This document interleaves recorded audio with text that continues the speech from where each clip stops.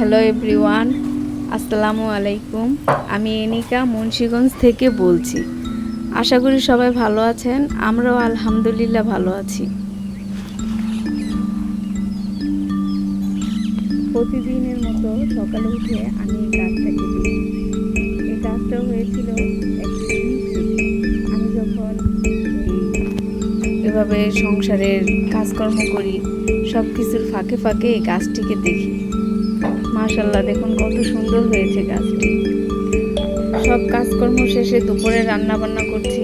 এখানে হচ্ছে গরুর মাংস, তারপরে লটকে শুটকি ভর্তা, এগুলো রেডি করেছি। তারপরে যে এখানে ভর্তা বানিয়েছি, ভর্তাটা অনেক টেস্ট হয়েছিল, খেতে অনেক মজা।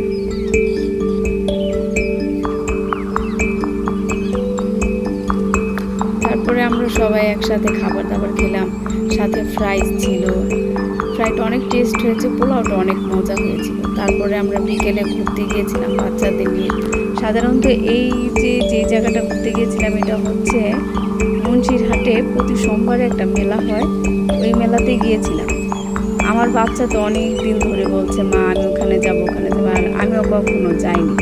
ওখানে গিয়ে দেখলাম এই কাপড়ও অনেক করতেছে, কাপড়ও বিক্রি করতেছে, সাথে সাথে খেলনা বিক্রি করছে।